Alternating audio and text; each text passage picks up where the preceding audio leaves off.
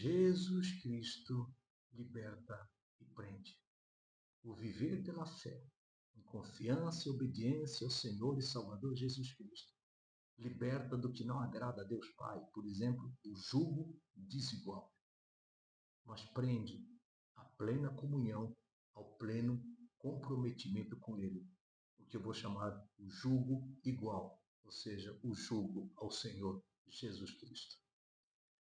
12ª reflexão nesta série em 2 Coríntios.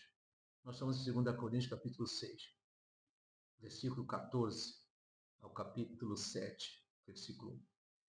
Ele começa o versículo 14 do capítulo 6, 2 Coríntios, com um imperativo: não se ponham em julgo desigual.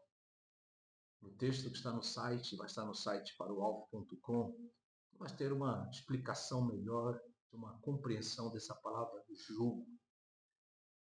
Mas, de uma forma bem resumida, o julgo desigual se refere a todo tipo de associação, de cumplicidade, de comunhão, de participação que conduza à idolatria, que conduza a práticas pagãs.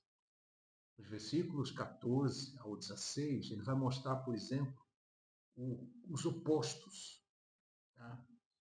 Onde aquele que verdadeiramente teme a Deus, ele vive na justiça, ele anda na luz, ele tem Cristo como Senhor e Salvador, ele é fiel a Deus, ele está no santuário de Deus, ou seja, uma linguagem figurativa, habitação de Deus, está na presença de Deus.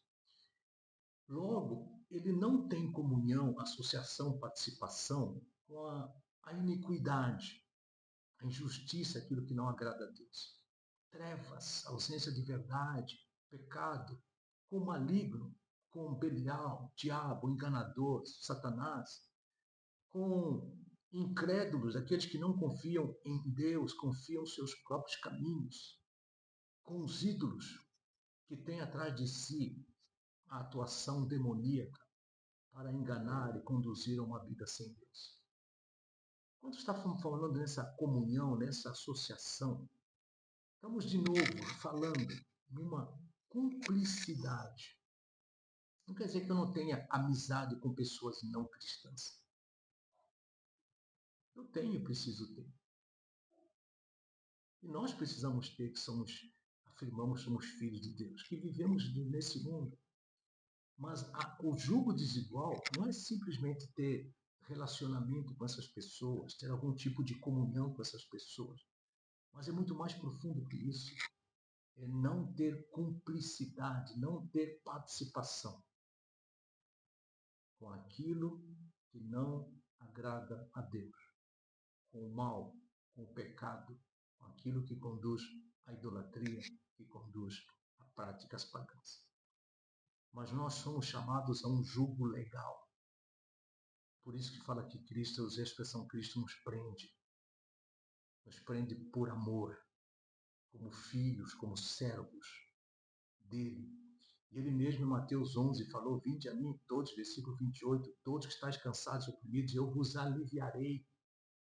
E ele vai dizer: tomai sobre vós o meu jugo, e colocar-se debaixo de obediência a ele, obediência aos seus ensinos, colocar-se sobre a sua liderança, o seu senhorio. Isso está debaixo do jugo dele. É andar com Cristo, segundo Cristo, para Cristo e por Cristo. E quando nós olhamos nisso, vemos que, por causa disso, em 2 Coríntios, capítulo 6, versículo 17, a pessoa que está com Cristo, por isso o Senhor, aquele que tem o seu Senhor, ele ouve do Senhor, quando o Senhor diz, saiam do meio deles e separem-se deles. Não toquem em coisa impura e eu vos receberei. Eu já afirmei, não é sair do mundo. Não é sair do meio das pessoas que não levam Deus a sério. É não ter cumplicidade com aquilo que desagrada a Deus. Ou seja, ele fala, saiam, retirai-vos, separai-vos, não toqueis em coisas impuras. Ou seja, não vos contamineis com aquilo que desagrada a Deus, que é impuro, que é pecaminoso.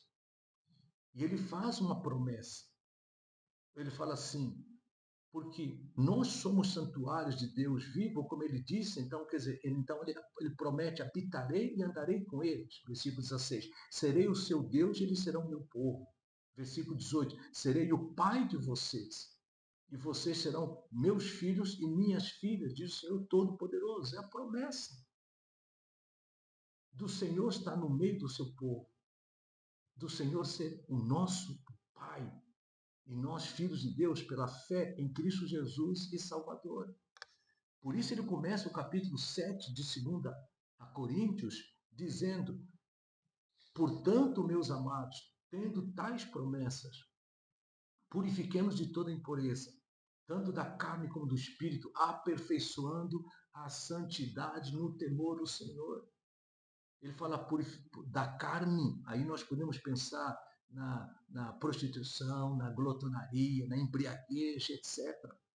Do espírito, falando como a questão do nosso interior, podemos pensar na idolatria, na inveja, no orgulho, na maledicência. Aqui nós não estamos focando separação entre exterior e interior, carne e espírito. Uma coisa contamina a outra, pois ambos estão integrados e um contamina o outro. Jesus Cristo fala que do coração procede os maus desígnios, prostituição, impureza, etc. Mas a linguagem aqui, carne e espírito, por exemplo, a idolatria, o tirar Deus da primazia, da exclusividade do culto, que deve ser prestado, e cultuar tudo aquilo que não é o Deus vivo e verdadeiro. Tá? Nós, às vezes, usamos um pecado espiritual. A prostituição, pecado da carne, mas também espiritual. Mas focamos como pecado da carne. Mas ambos estão interligados. Um contamina o outro. Por isso nós não estamos focando aqui exterior e interior. Nós temos que nos purificar. Ele fala aqui, aperfeiçoando a nossa santidade no temor do Senhor. É um avanço contínuo pela graça de Deus, sobre a graça de Deus, pela misericórdia, sobre a liderança e capacitação do Espírito Santo. É um avanço contínuo em santidade. Caráter, pensamentos, atitudes, falar, etc., mais e mais semelhante a Jesus Cristo. É um processo de santidade, de transformação, a semelhança do caráter de Jesus Cristo. Tudo na liderança do Espírito Santo, tudo sobre a graça de Deus. Não por mérito, não por esforço humano, e com temor, respeito e reverência ao poder divino de julgar, de recompensar, que nem diz Hebreus 11, seja aquele que crê que Deus existe, deve se aproxima de Deus, que crê em Deus, que Deus existe, e ele é galardoador daqueles que o buscam. Mas, ao mesmo tempo, é um Deus que condena aqueles que não o buscam. Que nós possamos, a cada dia, ter o nosso desafio, o Espírito Santo, na meditação e prática da palavra de Deus, na confissão e abandono do pecado, tudo aquilo que desagrada, que ofende a Deus, seja por pensamento, por ação, por omissão, por transgressão, na comunhão com o povo de Deus, Igreja do Senhor Jesus Cristo, o serviço uns aos outros, já a partir do lar e se expressando também no mundo eclesiástico e mundo fora do contexto eclesiástico, no testemunhar e proclamar o Evangelho de Jesus Cristo. São alguns passos importantes para o aperfeiçoamento, para o crescimento em santidade, no temor ao Senhor, pela prática diária da oração, da meditação, da reflexão, do estudo e da prática da palavra de Deus.